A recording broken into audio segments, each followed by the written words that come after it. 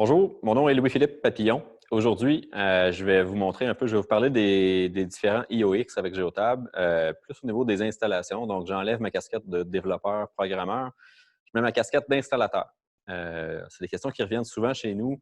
En même temps, on met vraiment l'emphase sur la simplicité d'installation. En même temps, il faut quand même comprendre un petit peu.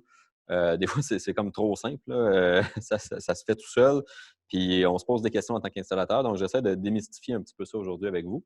Puis, vous présenter l'installation d'un IOX Hogs, donc de pouvoir raccorder des entrées numériques sur un Go 9. C'est de tendance de saison ces temps-ci, par exemple, pour l'installation de capteurs de pelle, position de pelle, position de gratte ou capteur d'épandage. Mais la même chose va s'appliquer exactement dans le cas d'installation, par exemple, d'un capteur pour le capot, capteur de gyrophare, n'importe quel signal, pompe hydraulique, PTO, des choses comme ça, n'importe quoi qui n'est pas nécessairement relié à l'ECM, qu'on ne va pas pouvoir capter par la communication CAN au véhicule, qu'on va vraiment vouloir relier un fil là, physiquement pour pouvoir constater un changement d'état numérique. Geotab, le module a un port d'expansion mini USB. Vous l'avez probablement vu si vous avez tenu le module dans vos mains. C'est habituellement caché par un petit caoutchouc. On enlève le caoutchouc, ça révèle le port USB. Bien sûr, on ne peut pas brancher un BlackBerry ou n'importe quel appareil mini USB directement. Il faut vraiment que ce soit un appareil qui utilise le protocole IOX, qui est un protocole qui est publié, qui est ouvert là, dans le fond par Geotab, qui est vraiment développé par Geotab aussi pour permettre la communication en différents appareils matériels. Donc, plusieurs capteurs qui vont permettre la communication entrant ou sortant avec les dispositifs de télématique. Là, on remonte même au Go 4, Go 5, Go 6, Go 7, Go 8, Go 9 maintenant. Utilisent tous le protocole IOX. Le IOX Hogs, dans le fond, je vous le montre un petit peu, c'est très simple. Donc, il y a la connexion mini USB ici qui va se raccorder dans le modem. Il y a vraiment le module là, qui est un petit boîtier ici fermé hermétique. Et puis, on a les 4 fils. Généralement, on a un Molex 2x4 là, au bout, un Molex mâle qui relie les fils ensemble. Si ça vous adonne que vous avez 4 entrées connectées puis que de l'autre côté, vos sorties sont terminées avec un Molex femelle 2x8, 2x4, 8 pins pour de la bonne dimension, tant mieux. Dans la plupart des cas, ce qu'on fait, c'est simplement qu'on coupe le Molex, on coupe le connecteur. Et on a les 4 fils ici qui sont identifiés. Donc, par exemple, auxiliaire 1, le fil bleu, identifié.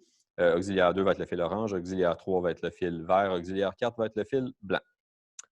Donc, très simple, ce que je fais, c'est que je vais brancher mon mini USB ici dans le côté de mon modem. Et puis, le principe du IOX, c'est que ça permet le branchement en série. Vous avez vu qu'il y a un seul port dans le modem. Par contre, on n'est pas limité à brancher un seul IOX. Donc, si c'est le cas que j'ai besoin, par exemple, là, je viens avec mon module IOX AUX, je viens de rajouter 4 entrées numériques sur mon modem. Si j'ai besoin d'une 5e entrée, 6e entrée, il n'y a pas de problème. Dans le fond, ce que je fais, c'est que, comme tous les IOX sont bâtis comme ça, il y a un petit tie wrap, il y a un petit connecteur sur le côté ici avec un autre port USB. Ce que je fais, c'est que je vais couper le tie wrap, enlever le petit connecteur de terminaison, je vais y revenir. Et puis, le prochain IOX peut se brancher en série. Donc, dans ce cas-ci, ici, par exemple, j'ai un lecteur IOX NFC, donc qui va me permettre d'identifier les chauffeurs, d'identifier, par exemple, si c'est un mécanicien ou tel opérateur qui a pris le véhicule aujourd'hui. On distribue des puces, des cartes d'accès, des cartes d'identification à chaque chauffeur ou à chaque opérateur, et puis simplement, il va passer sa puce dedans. Dans ce cas-ci, je brancherai mon IOX NFC en sortie du IOX Hogs ou l'inverse. Dans le fond, dans tout ce qui est IOX, ça fonctionne en série. Il n'y a pas de limite non plus d'auxiliaire maximal. La seule limite, c'est au niveau de la consommation totale du circuit à 2,5 ampères. Mais dans la plupart des cas, il faut brancher 8 ou 10 auxiliaires en série avant d'arriver à une consommation là, qui dépasse les 2 ampères. Et puis tout ça, c'est dans les fiches techniques là, de chaque auxiliaire en particulier. Mon IOX Hogs ici, par exemple, si je coupe le tie wrap, j'enlève le connecteur de terminaison, je branche mon IOX NFC Reader dedans, ici. Je remets un tie wrap, bien important. Donc, toutes les connexions sont mini USB avec un coude à angle droit comme ça. Puis, c'est spécialement conçu là, pour avoir des petits rebords là, de chaque côté qui vont vraiment être conçus pour accueillir le tie wrap pour pas que ça glisse non plus. Donc, c'est facile de les sécuriser par la suite. Chaque auxiliaire, chaque IOX vient d'ailleurs avec sa propre tie wrap. J'imagine que ça ne sera pas un problème au niveau de l'accès chez vous d'avoir un ou deux tie wraps de spare. Donc, je remets mon connecteur IOX ici. Je remets mon tie wrap pour s'assurer que c'est sécuritaire, que ça ne va pas se débrancher évidemment avec les vibrations dans le véhicule. et puis c'est tout. Comme je vous dis, il n'y a pas non plus d'importance sur l'ordre. Je pourrais décider que je branche mon IOX NFC en premier, suivi d'un IOX Hogs. Il n'y a pas de problème. Ce qui est bien important, dans tous les cas, par exemple, peu importe l'auxiliaire que vous utilisez avec IOX, le dernier auxiliaire dans la série, dans la chaîne, doit avoir son connecteur de terminaison. C'est ça qui permet de fermer la boucle au niveau de la connexion et de s'assurer que la communication se fait en sortie du modem et qui va rentrer l'information aussi par la suite. Donc, qui boucle la boucle, si on veut. Donc, par exemple, si vous aviez 4 auxiliaires en série dans un circuit, puis vous décidez d'enlever le 4e, le dernier dans la chaîne, à ce moment-là, on coupe le tie wrap, on le débranche, je l'enlève. Puis là, mon port qui est ouvert ici, il faut absolument que je reprenne un connecteur de terminaison, que je rebouche le port ici, je remets mon tie wrap. Sinon, la communication ne fonctionnera pas. Donc, on boucle la boucle, on termine la chaîne, connecteur de terminaison ici. Ça permet la communication. Si je vous parle un peu au niveau de l'installation, spécifiquement au niveau du IOX Hogs, les 4 entrées qu'on parlait, 4 entrées numériques, ça va nous permettre de connecter un peu ce que vous voulez. Comme je disais tantôt, ça peut être un capteur hydraulique, un capteur de position, un capteur magnétique au niveau de la position de la gratte, par exemple, pour un véhicule de déneigement. Ça peut être pour une switch hydraulique ou juste une connexion électrique là, pour un signal qui viendrait d'un épandeur pour voir quand le convoyeur tourne, par exemple. Ça peut être sur un PTO ou n'importe quel capteur que vous voulez installer. Dans le fond, peu importe la sortie, généralement, vous allez avoir des circuits qui vont être normalement ouverts ou normalement fermés, donc NC ou NO. Cette configuration peut se faire dans Geotab par la suite. Donc, il n'y a pas de problème de dire, par exemple, sur une pelle, si vous avez installé votre switch avec le NC ou avec le NO, des fois, vous avez la switch qui permet les deux, donc vous choisissez l'état qui vous importe le plus, généralement. Au pire, on peut l'inverser au niveau de la condition de la règle par la suite. Comme je disais, par exemple, si je veux mettre auxiliaire 1 sur un sensor de gratte avant, généralement, on va recommander l'installation sur la position qui nous intéresse. Donc, la gratte à terre, on voudrait qu'il soit actif. Donc, on va se connecter sur un signal qui va donner un signal actif lorsque la gratte est à terre. Comme je vous dis, si vous faites l'inverse, ça se configure aussi sans problème. Pour ce qui est du signal comme tel, je l'ai dit tantôt, on va supporter un signal qui est au ground, donc une mise à la terre, ou un signal qui est positif, donc par exemple un signal à 12 volts qui viendrait d'un rail d'ignition ou de batterie ou peu importe, ou qui est sur accessoire là, en entrée, par exemple au commun de votre capteur, puis qui va ressortir le signal quand le capteur s'active. Pour ce faire, Geotab a un protocole qui permet le self-learning, donc l'autodétection de chaque entrée. Et puis ça va se faire seulement dans le mode débogage après un branchement d'un IOX Hogs, comme ça, par exemple. Dès qu'on va démarrer le modem, donc là, je ne parle pas d'un démarrage du moteur du véhicule. Une fois qu'il est installé, là, on ne débranche pas normalement le dispositif. Il va rester alimenté en mode de sommeil. Je parle vraiment d'un débranchement d'un dispositif, soit de débrancher la batterie du véhicule, débrancher le modem ici au niveau de l'alimentation de la prise ECM, par exemple. Si je branche, dans mon cas ici, j'ai mon power supply. Si je branche ici puis je l'allume, le modem va se mettre à faire ses bips habituels. Vous l'avez probablement déjà entendu. 6 bips rapides, ça identifie qu'on a détecté l'alimentation. Il est en train de booter. Hop, il vient de détecter l'ignition également. J'aurais branché les deux sur le même rail. Immédiatement, il tombe en mode debug. Ce que je vais faire, je vais aller brancher chaque entrée qui est connectée. Par exemple, input 1. Je vais aller la mettre sur mon signal ici, qui est un signal positif. J'ai entendu un bip. Ça me signifie que l'auxiliaire 1 vient d'être activé. Je le déconnecte. Un autre bip. Ça me signifie que l'auxiliaire 1 est désactivé. Donc là, ce qui vient de se passer, c'est que j'ai appris à mon modem que sur le IOX Hogs, l'entrée 1, c'est une entrée positive. Maintenant, si je fais la même chose avec un ground, il n'y a rien qui se passe. Le modem se rappelle que sur l'entrée 1, c'est une entrée positive. Il va chercher 12 volts. Si je fais la même chose avec mon auxiliaire 3, même principe. Celle-là, je vais la programmer au négatif. Je viens de forcer un signal négatif au ground sur mon auxiliaire 3. Ça a déclenché 3 bips rapides. Je désactive encore là 3 bips rapides. Ce qui vient de se passer, c'est que j'ai programmé mon auxiliaire 3 pour dire c'est un signal négatif. Il va chercher le ground. Donc, le 3 bips veut dire auxiliaire 3. Auxiliaire 2 va biper 2 fois. Et puis, auxiliaire 4 va biper 4 fois, et ainsi de suite. Mon même auxiliaire 3, maintenant, si je le raccorde à un positif, il n'y a rien qui se passe. Il se rappelle qu'il doit chercher un signal négatif là-dessus.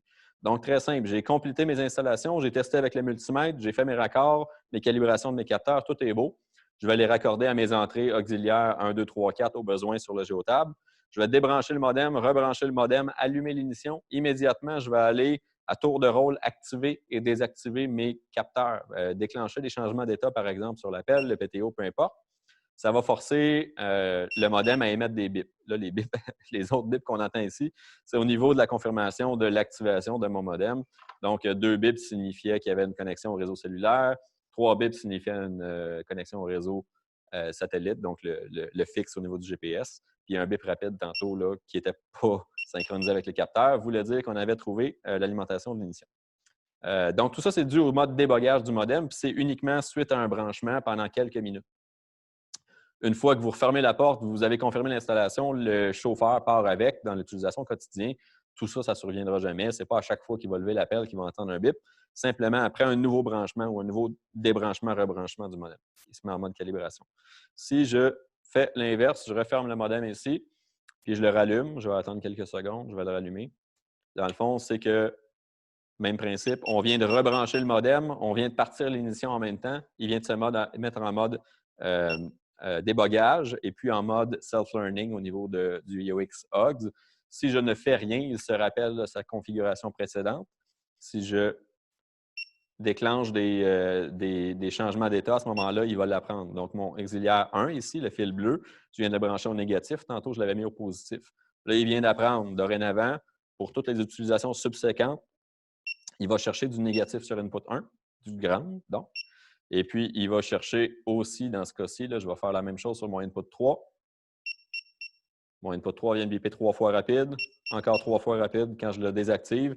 Il vient d'apprendre le fait que dans les 2 cas des inputs qu'on va utiliser, qu'on va parler aujourd'hui, les 2 sont programmés au négatif. Si je mets 12 volts dessus, il n'y a rien qui se passe. Absolument rien. Donc ça, c'est vraiment, comme je vous dis, très simple au niveau de l'installation.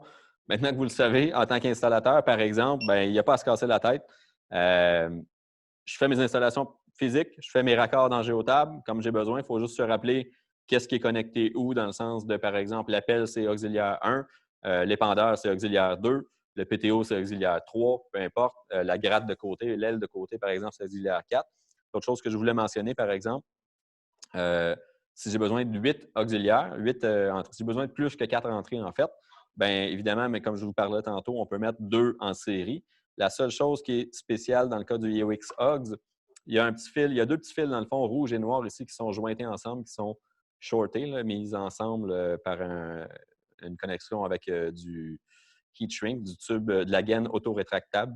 Et puis, il faut couper ça dans le cas du deuxième en série. Donc, ce que ça fait, si je le coupe ici, c'est que quand il va identifier chez Géotable les changements d'état, au lieu de les identifier comme input 1, 2, 3 et 4, si je coupe ça ici et puis que donc les fils rouges et noirs ne sont plus ensemble, ils ne se touchent plus, il va s'identifier comme étant input 5, 6, 7 et 8. Donc, on supporte jusqu'à 8 entrées numériques sur Géotable. Puis, on pourrait encore là, comme je disais tantôt, mettre un IOX analogue en série par la suite ou avant ça dans la chaîne. Puis, même principe, on pourrait avoir jusqu'à 8 entrées analogiques dans un Géotable. Par la suite, dans le fond, ça va être vraiment, là, donc ça fait en sorte au niveau de l'installation, je les branche, je m'assure de débrancher le modem, rebrancher le modem, je pars l'ignition immédiatement, je vais faire confirmer là, avec les bips, je vais faire confirmer l'installation de chaque capteur. Donc, pour moi, là, avoir le feedback de dire, bon, j'ai entendu mon bip quand j'ai levé l'appel, je l'ai entendu encore quand je l'ai descendu, donc je sais que l'installation est confirmée. Je sais que Géotable détecte bien mes entrées. Même chose pour chaque entrée qui est connectée. Et puis, par la suite, s'assurer que tous les tie wraps sont mis. Même chose pour le modem. On recommande toujours l'installation avec une braquette comme ça. On glisse le modem dans la braquette. On va mettre les tie wraps au niveau de l'installation de la braquette aussi de manière sécuritaire. Il ne faut pas que ça brasse. Ça va permettre une meilleure calibration de l'accéléromètre, du gyroscope. Et puis, on remet ça dans le véhicule bien sécurisé, bien solide pour pas que ça bouge encore une fois. On referme le dash, tout est fini. Donc, logiquement, si le capteur, c'est ça qui va varier là, des différentes installations. C'est sûr que la calibration, par exemple, d'un capteur de position ou d'un capteur hydraulique va peut-être prendre plus de temps. Au niveau des raccords ici, l'installation du modem au complet de manière dissimulée dans un véhicule lourd, incluant le raccord avec 2 auxiliaires, par exemple, vous en avez probablement pour une demi-heure, peut-être 45 minutes, dépendamment comment c'est fait un petit peu dans le dash, là, combien combien complexe c'est d'ouvrir le panneau puis de le refermer par la suite. Ce qui va arriver, là, comme je vous disais tantôt, c'est de se rappeler sur quel capteur sur quelle entrée vous avez mis chaque capteur, puis de nous communiquer l'information généralement au niveau de la formation, au niveau du soutien technique, vont vous aider, dans le fond, par la suite. La prochaine étape, c'est de créer des règles autour de ces mesures-là qui vont être déjà disponibles dans Géotable. Par exemple, on va avoir input 1, l'auxiliaire 1 nommé va varier entre 1 et 0, donc l'état actif et inactif. On peut inverser ce signal-là dans Géotab aussi au besoin. S'il y a un véhicule, par exemple, dans la flotte qui est inversé par rapport aux autres, on veut essayer d'uniformiser la configuration, on peut l'inverser dans Géotab. Par la suite, comme je vous dis, prochaine étape, c'est de créer une règle autour de ça qui va faire en sorte qu'on va l'identifier de manière plus facile à reconnaître. Par exemple, gratte abaissée. On va créer l'exception qui va s'appeler gratte abaissée, qui va avoir une couleur là, bien particulière, qui va être facilement identifiable. Puis on va mettre comme condition, dire, bon, mais quand auxiliaire 1 est activé, ça signifie gratte abaissée. Ou quand auxiliaire 2 est activé, ça signifie épandage actif, par exemple, ou PTO, ou peu importe. Là. Puis, dans ces mêmes règles-là, comme vous le savez probablement dans Géotable, il est possible de mettre différentes conditions. Donc, on pourrait avoir une condition si la vitesse est supérieure à 70 km/h et que la gratte est abaissée, par exemple. Là, on a une exception. Grattage à haute vitesse. Épandage, même principe. Si on dit on épand au-dessus de 50 km/h ou on épand au-dessus de 70 km/h, c'est peut-être des événements. On peut faire plusieurs règles. Donc, on pourrait avoir une règle d'épandage régulière, là, donc dès que l'auxiliaire est actif, puis une autre règle épandage à haute vitesse. Donc, là, la même condition, mais on rajoute une condition supplémentaire au niveau de la vitesse, par exemple.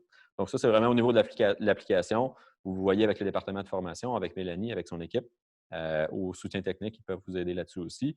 Mais vraiment, au niveau de l'installation, vérifiez si vous avez besoin vraiment de vérifier l'impédance, les charges maximales, les caractéristiques techniques du IOX OGS.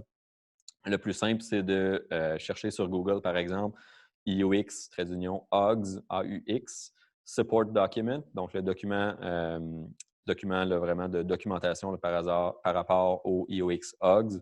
Ça va vous donner toutes les caractéristiques techniques. Au niveau de la configuration du branchement, ça se fait tout seul. Et voilà, ça conclut ma petite présentation aujourd'hui.